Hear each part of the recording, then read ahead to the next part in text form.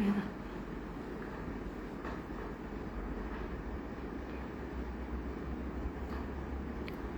Halo Mom. Panggilan video Instagram.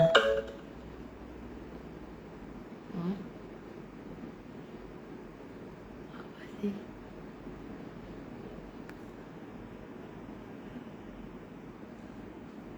Aneka. Itu temannya dokter. Ya, halo Awi.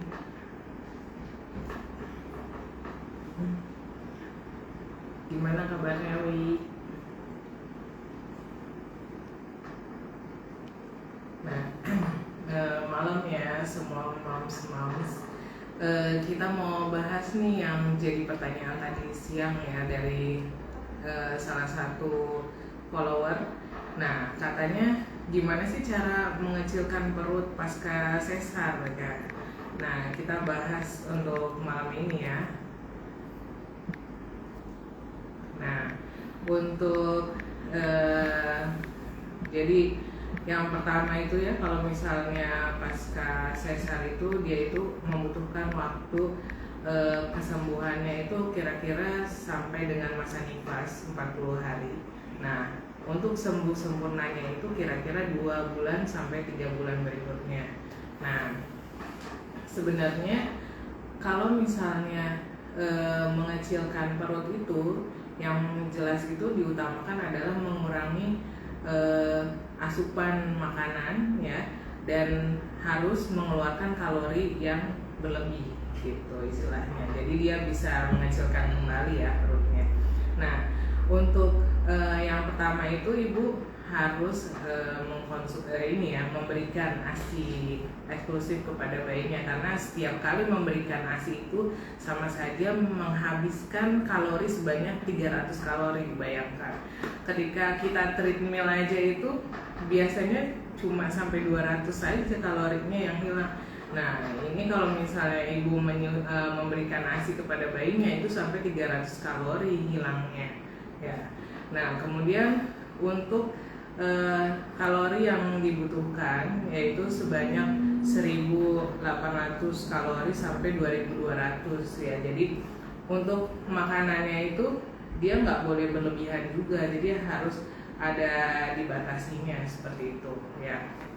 Jadi sebenarnya porsi yang paling bagus adalah setengah piring itu dia untuk sayur-sayuran, kemudian seperempatnya itu untuk nasinya, dan seperempatnya dia lauknya seperti itu.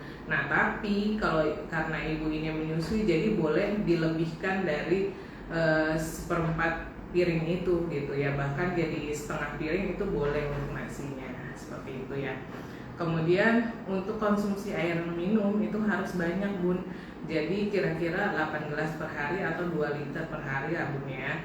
Nah, kemudian apa sih olahraga yang diperbolehkan untuk pasca sesar ya?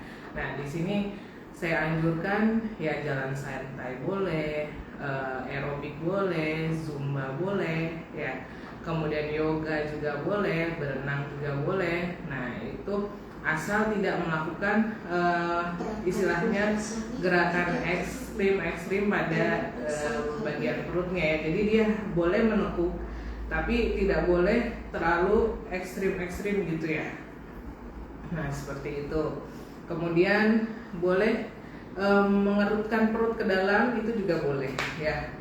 Yang jelas tidak boleh terlalu gerakan-gerakan ekstrim seperti itu ya. Untuk yoga juga boleh, tapi jangan yang melenting seperti itu sehingga terjadi proses penarikan otot yang berlebihan. Nah, itu yang tidak diperbolehkan ya bun ya. Kemudian apalagi sih yang bisa dilakukan? Nah, ada sekarang itu penelitian tentang penggunaan probiotik pada pasca sesar. Jadi dia bisa menurunkan kalori juga atau lemak pada ibunya, karena dia itu membuat usus-usus jadi bisa menyerap nutrisi sebaik mungkin dan menghancurkan lemak juga seperti itu ya. Nah, sambil kita ngobrol-ngobrol, ada yang mau ditanyakan nggak nih bun kira-kira? Kalau nanya dok. Belum, ya.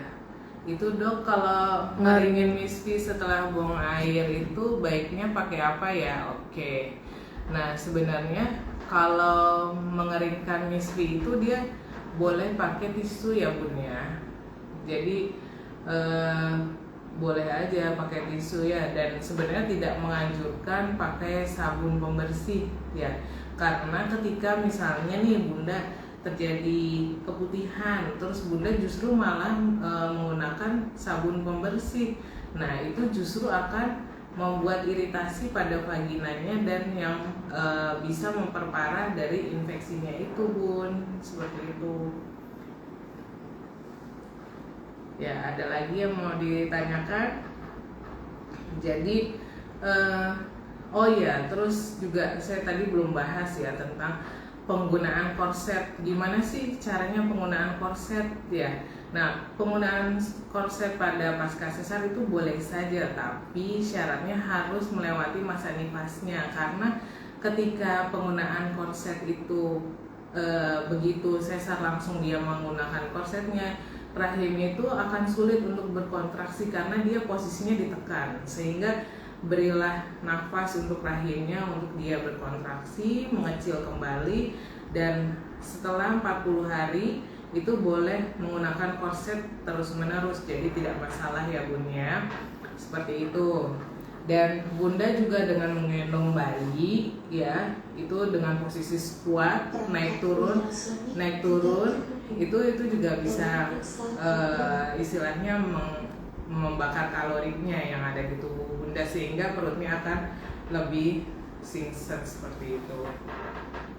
Dok, ada yang Aku itu nggak pernah pakai pembersih gitu, apa tidak apa-apa dok?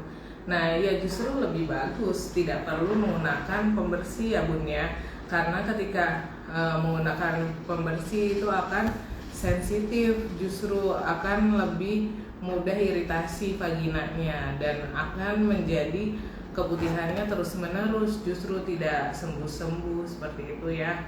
Jadi kalau misalnya mams ada keluhan keputihan seperti itu, lebih baik datang aja ke dokter kandungan ya. Nanti akan diberikan terapi sesuai dengan kumannya seperti itu ya. Gitu. Ada lagi nih bun yang mau ditanyakan nggak? Kira-kira ya.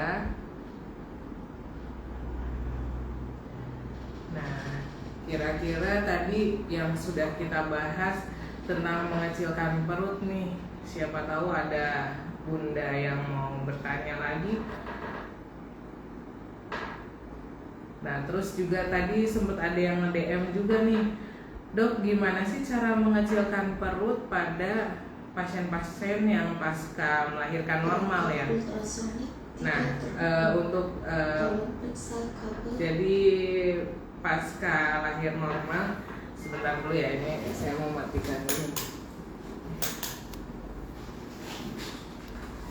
Nah, jadi untuk pasca lahir normal itu sebenarnya itu mirip saja dengan pasca sesar ya. Cuma dia bisa melakukan olahraganya justru lebih awal, tidak harus menunggu dari masa nifasnya gitu. Jadi cukup 2 minggu masa nifas itu bisa melakukan kegiatan rutin seperti jalan santai, kemudian ikut senam, nah itu boleh gitu.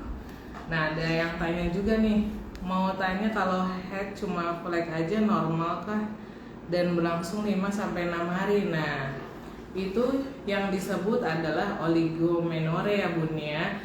Jadi ketika terjadi oligomenore itu dikhawatirkan kemungkinan besar ya tidak terjadi ovulasi. Nah kalau misalnya ada mens yang seperti itu, lebih baik dikonsultasikan ya bun ya ke dokter kandungan. Boleh datang ke sini ke klinik Berkah Sehat ya. Jadi nanti kita atur untuk siklus menstruasinya dan mensnya akan lebih banyak seperti itu ya. Terus harus rajin-rajin ya bun untuk olahraga, itu juga memperbaiki siklus head juga, dan tidak boleh stres-stres ya. Terus makannya jangan terlalu berlebihan seperti itu ya. Ada lagi yang mau ditanyakan? Dok, saya bulan depan. Ya, jadi Dok, saya bulan depan insya Allah mau menikah. Alhamdulillah, mudah-mudahan lancar ya bun ya. Apa saja yang endometriumnya, untuk sel telurnya, kemudian si spermanya juga, sehingga tidak terjadinya keguguran. Karena keguguran sering banget terjadi pada kehamilan pertama karena tidak belum tahu ya gimana caranya untuk mendapatkan kehamilan yang istilahnya memiliki ini ya unsur yang terbaik gitu. Jadi tidak mudah keguguran seperti itu ya. Kebanyakan keguguran terjadi pada kehamilan pertama juga ya bun ya, karena memang belum adanya persiapan untuk nutrisi seperti itu ya, kemudian vitamin yang dikonsumsi. Ada lagi bun yang mau bertanya? Tadi sudah dijawab ya beberapa pertanyaan. Nah, mungkin kalau sudah tidak ada yang bertanya, kita cukupkan ya untuk live IG kali ini. Terima kasih banyak ya yang sudah mengikuti acara ini. Ada yang mau diulang jawabannya? Jawaban apa ya? Bentar. Masih novel.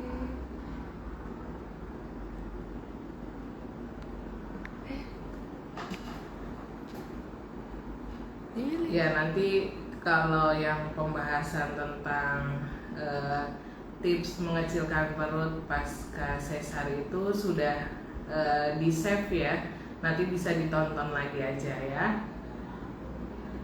Maksudnya bunda yang promil siapa? Oh, yang tadi tentang promil ya. Jadi iya, promil itu harus dipersiapkan ya bun ya, minimal 2 bulan sebelum konsepsinya atau sebelum terjadinya pertemuan sperma dan si sel telur itu ya. Jadi harus ada konsumsi vitamin seperti itu. Kemudian istilahnya tidak boleh stres, dan misalnya suaminya merokok, kalau bisa kurangi rokoknya seperti itu. Nah, apabila sudah dipersiapkan dengan baik, nah itu akan menghasilkan kehamilan yang terbaik ya. Jadi tidak mudah luruh ataupun yang kita sebut namanya keguguran ya bun ya. Mungkin itu saja yang bisa saya sampaikan ya. Ada lagi yang mau ditanyai sebelum kita live pada live video kali ini? Kalau sudah, mungkin itu saja yang bisa saya sampaikan ya, Mams. Mudah-mudahan bermanfaat ilmunya dan bisa memberikan. Oh iya. Oh, untuk vitaminnya ya. Ini sebenarnya vitamin yang bisa diberikan pada ibu hamil itu sebenarnya kita sebutnya vitamin penyubur. Nah, untuk tahu vitamin penyuburnya apa saja, nanti datang saja ya ke klinik kita ya, biar ibu bisa berhasil untuk kehamilannya gitu. Jadi gitu aja ya bun ya. Mohon maaf bila ada kata-kata yang salah pada pertemuan hari ini. Terima kasih banyak atas perhatiannya. Wassalamualaikum warahmatullahi wabarakatuh.